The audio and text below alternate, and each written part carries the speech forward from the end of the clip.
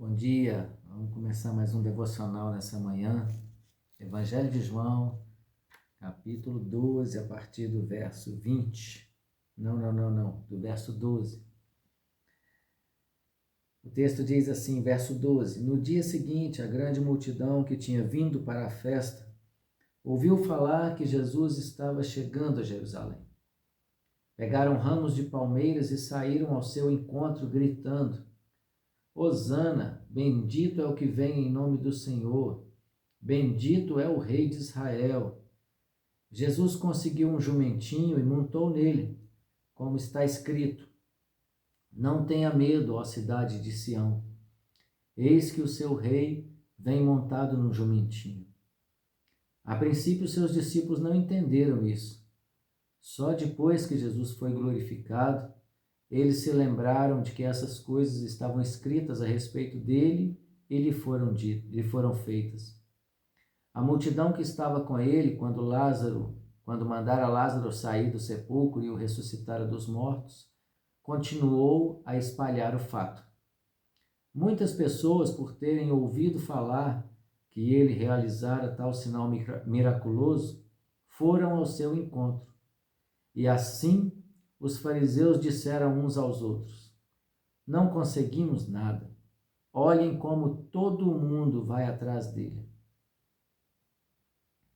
É o plano dos fariseus para calar Jesus, para poder impedir, que Jesus fosse conhecido e reconhecido. Não deu certo. Verso 20. Entre os que tinham ido adorar a Deus na festa da Páscoa estavam alguns gregos. Eles se aproximaram de Filipe, que era de Betsaida, da Galiléia, com um pedido: Senhor, queremos ver Jesus. Filipe foi dizê-lo a André e os dois juntos o disseram a Jesus. E Jesus respondeu: Chegou a hora de ser glorificado o Filho do Homem. Verso 24. Digo-lhes verdadeiramente que se o grão de trigo não cair na terra e não morrer, continuará ele só, mas se morrer, dará muito fruto. Aquele que ama a sua vida, a perderá, ao passo que aquele que odeia a sua vida nesse mundo, a conservará para a vida eterna. Quem me serve, precisa seguir-me, e onde estou, o meu servo também estará.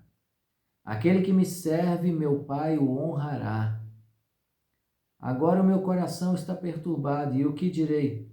Pai, salva-me desta hora? Não. Eu vim exatamente para isso, para esta hora. Pai, glorifica o teu nome.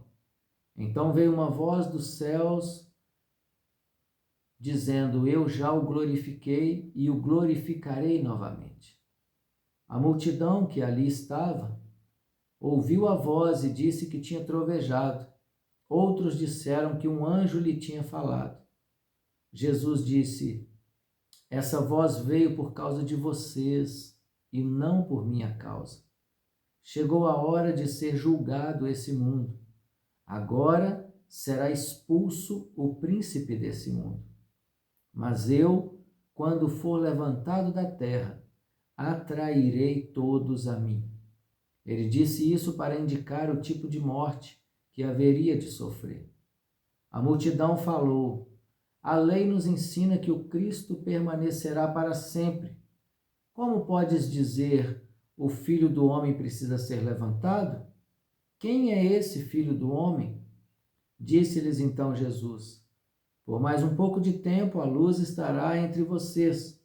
Andem enquanto vocês têm a luz, para que as trevas não os surpreendam, pois aquele que anda nas trevas não sabe para onde está indo. Creiam na luz, enquanto vocês a têm, para que se tornem filhos da luz. Terminando de falar, Jesus saiu e ocultou-se deles. Então, eu quero frisar alguns versos aqui que são importantes para nós.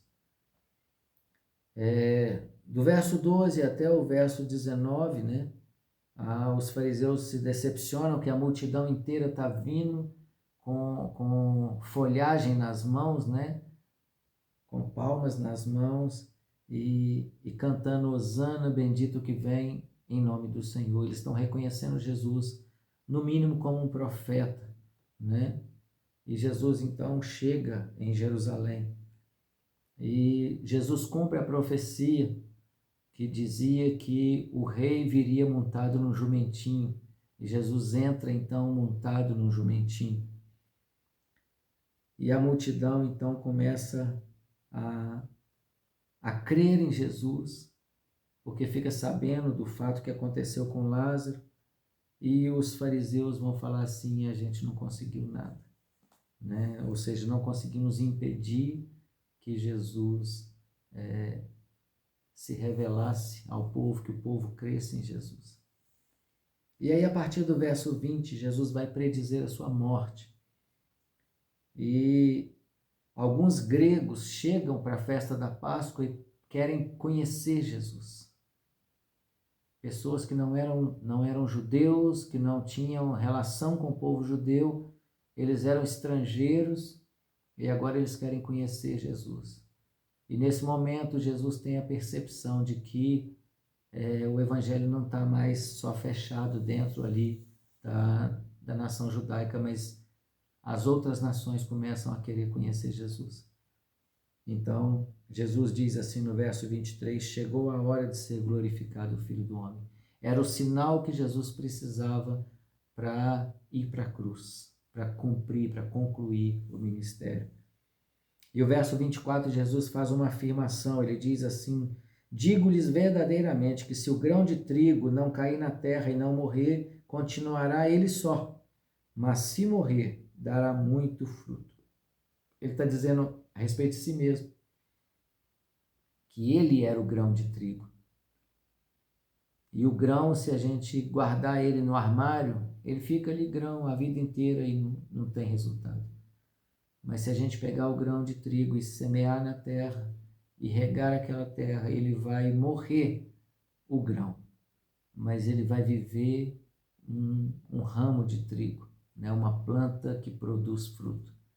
E é isso que Jesus está falando, ele precisava ser morto, para que a partir da morte dele, muito fruto seria dado, ou seja, muitas pessoas iriam se converter de verdade, muitas pessoas iriam ser salvas e o evangelho, então, ele ia se espalhar por toda a terra.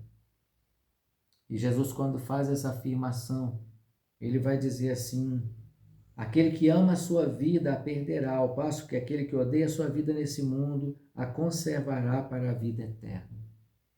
Então é um trocadilho que Jesus usa, mas ele está dizendo uma verdade para nós. Quem ama a sua vida nesse mundo, ou seja, não quer abrir mão da sua vida para poder seguir Jesus, para poder servir Jesus, mas quer fazer as suas vontades, os seus prazeres, os seus deleites, né? Viver a vida que o mundo está oferecendo, esse vai perder a vida eterna.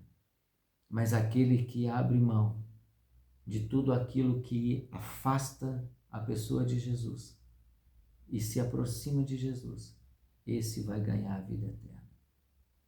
E aí no verso 26, Jesus diz assim, quem me serve precisa seguir-me, e onde eu estou, meu servo também estará. Então, se a gente diz que serve Jesus, mas não segue Jesus, nós somos mentirosos. Porque se nós dizemos que seguimos Jesus, que nós servimos Jesus, nós precisamos seguir Jesus. Aonde Jesus for, a gente tem que estar, ou aonde a gente estiver, Jesus estará também, né? Que ele diz que aonde eu estou, meu servo estará também. Então, o chamado é para isso. E aí ele vai ter uma voz, né? A voz do Pai vai dizer, eu já o glorifiquei e glorificarei novamente. E no verso 32 ele diz assim, mas eu quando for levantado da terra, atrairei todos a mim. Jesus então, quando é crucificado, ele é levantado da terra.